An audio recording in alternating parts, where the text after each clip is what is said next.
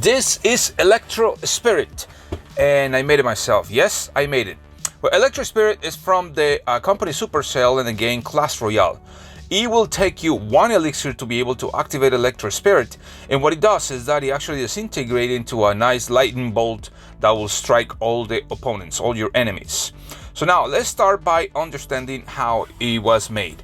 The company ArtStation actually created a nice rendering of the figure itself. I went ahead and bought some polymer clay. I ordered this one and it came with some small tools and a ton of different colors. It comes with the instructions as well, so I recommend you to take a look at them. So what I'm going to do is I'm going to try to find some colors that actually mimic the color of Electro Spirit, and normally you will say that you can use blue and pink to create some sort of fuchsia, but I was trying to find a nice color and yet I messed up and actually made some sort of a purple. So because I mixed it up some red with the blue and stuff like that. So anyway, I'm gonna use that for another project. But let's pick the colors that we're gonna use, and because we have some sort of fading on the figure itself, we want to make sure that we have enough of the material. Now all these little carving tools I use them normally for my clay projects, my regular clay projects, and it's okay, I can use it over here as well. And I'm excited because I never used this before. So I'm using this glass piece over here, glass cutting board, because it's really good to work with. So you see the purple over there, I didn't need that one, so I'm trying to create some sort of fuchsia here, and that's why I'm mixing the light pink and the darker pink, or the fuchsia itself, just to kind of come out with the colors. Now that I have a color that it looks really close to what I need, I'm gonna go ahead and take out the little sections that I'm gonna use for the legs, the arms, and a little bit of the hair that looks like a lightning bolt hair, which is kind of cool. Now the next thing that I need to do is to make sure that I have the right proportions and that my little figure, at least the body of my little figure, looks really close to what it needs to be. So I'm going to start by creating the proportions of the legs. And the cool thing about this clay, as I make it ovoid, or just trying to make it look like an egg, the cool thing about it is that as you form it, you will be able to just kind of keep adding some sort of shape as you put it together. Now to fusion this together, to put it together, what we're going to do is we're going to add some pressure into the legs and the body itself, and those little things, those little marks over there, they will be fading later on, and I'll show you how it's going to happen. So the first thing that we're going to do is add it. It's fairly sticky, the material is fairly sticky, and what you want to do is you want to start creating a little bit of pressure and kind of fading all the stuff. Remember to follow me on other social media as Hugo Correa in YouTube and Hugo Correa DIY in Facebook for a lot of more videos.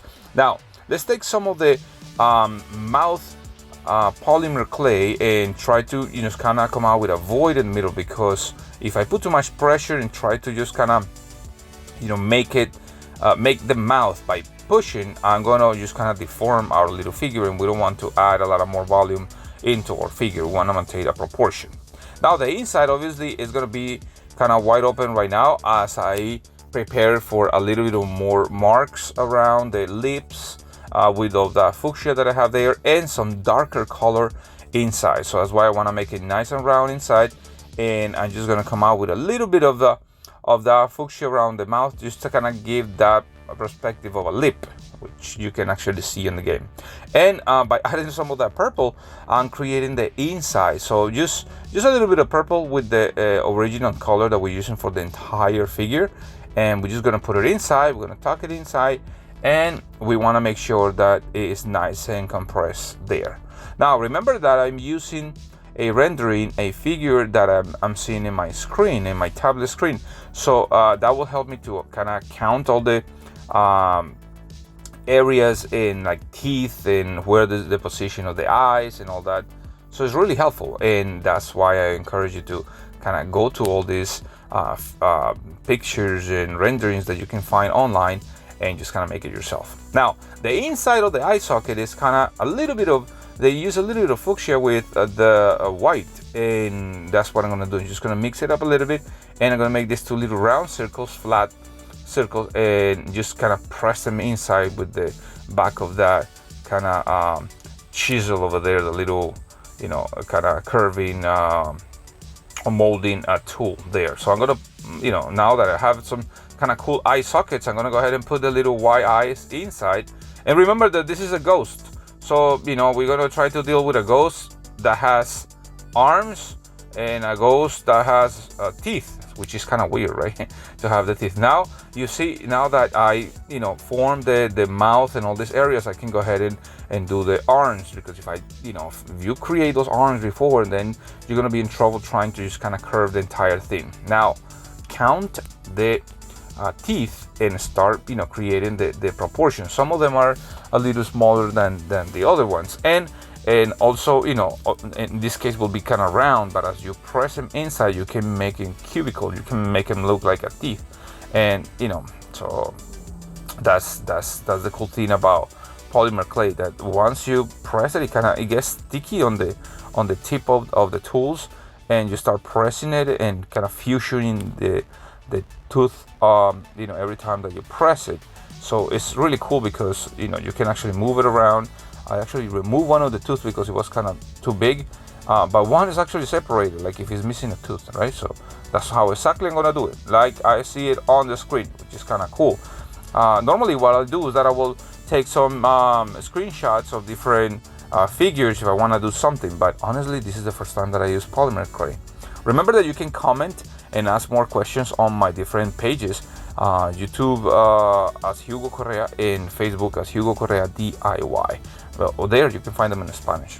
All right, so now we are creating, you see that we can start making some sort of square shapes on the teeth. So that's really cool. And once you finish kind of adding all these teeth, you want to go ahead and do the other part, which is try to work with your hair. So now I'm going to shape them really well.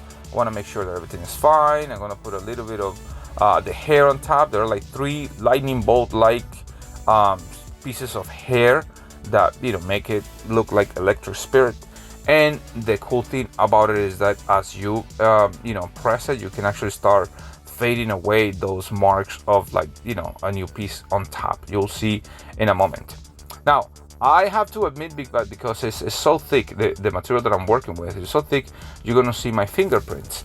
And I came out with a really cool idea to avoid a whole bunch of fingerprints on my little figure. And that's what I've seen in other people that makes all these you know, kind of small figures, that you can see the fingerprints, you can see a lot of dents. So I'm gonna show you in a moment a little secret of how I'm taking care of all these little things. So now I just want to make sure that I can shape it good enough. I'm going to put it at 260 for 15 minutes, and I'm going to let it cool off later on after that, because obviously they're going to be really hot.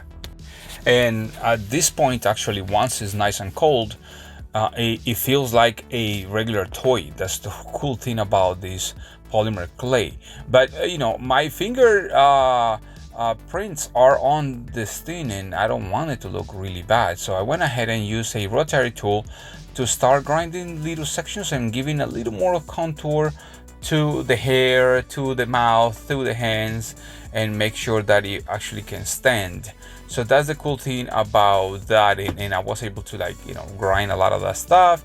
And later on, you know, that's the rotary tool that I bought, really inexpensive. I use these little tips to polish, to clean, you know, something really cool in a small scale. I mean, normally you will see me doing big jobs and remodeling and all these things, but in this case, what I want to do is I want to make sure that everything looks nice and straight. So I'm going to go ahead, and not only that, but I'm going to apply a little bit of wax, some wax that I have, actually the one that I used to kind of polish my car. And with I guess 2 passes of that, or 2 coats, I was able to get it nice and shiny. So this little figure is really beautiful. I'm really excited because I have a ton of more figures that I want to do, and I want to share with you, and we can actually learn all these things as I go. You will learn the techniques that I'm learning. I'm actually watching a lot of videos of how people do these things, and I find a lot of people that has a ton of knowledge. So this is what I want to share with you. A beautiful little piece that looks amazing, that looks like a real figure. This is the only one that I know that is made. The rest of them I know that they're really expensive, and I'm really excited that I can have my own collection at a fraction of the cost. So please subscribe, share, and like, and don't forget to follow my other pages. See you later.